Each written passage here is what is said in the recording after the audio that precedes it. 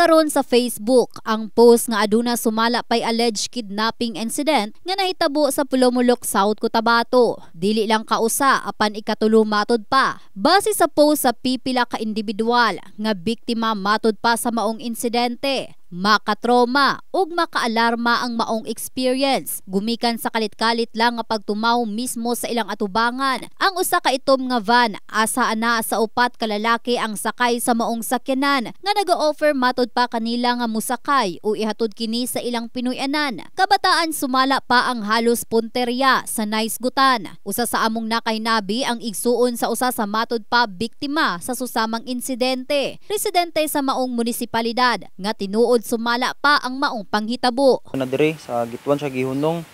And then may nakita siya nga van, tapos dito nakulbaan na siya dito. Tapos pag-agi daw niya, ang may nakita daw siya nga kuan mang sulod sa van, 3 ka buhok tapos nakabunit. After ato nay motor nga nag-agi. Tapos ang giingon niya sa mua, kung wala daw tong motor, makuha na gid siya tong sa van.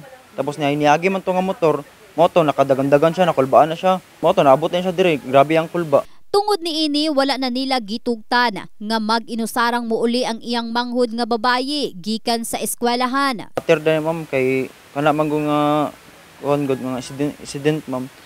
Delikado man guna siya good ma'am kay kaning kasuhan na ba kanang patyon nila or unsa ilabay ba o asa nila ibutang. Babae pud ako manghud ma'am. So ginasabay na ako sila nga mag-uli sila tapos mag-adto dito sabay gyapon sila kay kabalaka ug kahadlok sab ang gibati sa usa ka ginikanan sa maong mga balita sa ilang lugar. Rason nga wala niini gipasulod sa eskwelahan ng iyang mga anak. Hadlok mulay nanay nga hindi mahadlok nga na matabo sa imong anak.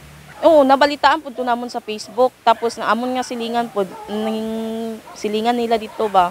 Tinuod pud daw to natabo.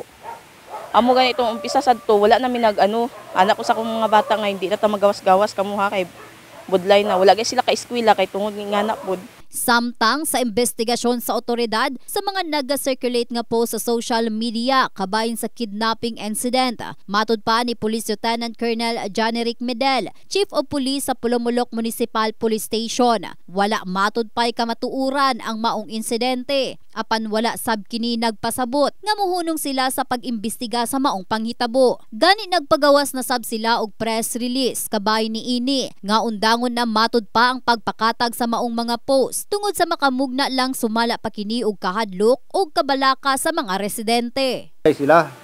So dahil natakot sila, tumakbo sila.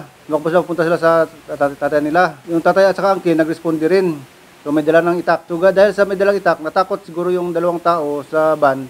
Sumakbo rin yung van. So ganun yung nangyari actually sa pulo. Yun yung kay Kapitan Tabiling. Wala naman actually na hinila o... Asa ka na ano lang yun, hinintuan. So matras yung van. Inisip niya na kidnapping na. Yun man lang ang nangyari. Ako huminto at saka hindi naman kasalanan huminto siguro. Baka magtanong lang din siguro. Inimbestigahan ko talaga ito. Pinatanong ko yung biktima. Pinapuntahan ko sa pulis para malaman natin talaga kung anong totoo. So makonsider natin yung mga kumakalat na balita sa Facebook, fake news yan, hindi yan totoo.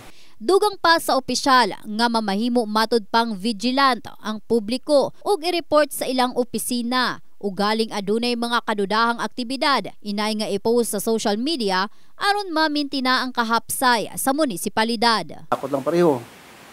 Yung sa kanaran, hininto lang. Sana yung ng fake news na yan. Yung kung sino makareceive ng fake news, huwag na lang i-share, huwag na lang ipakalat pa. Kasi actually, magre-report ako sa cybercrime. Gawin ko ito ng report para maimbestigahan sila. In the heart of changing lives, kini si Russell Jean Mantile. Sa Brigada News Gensan, Brigada News.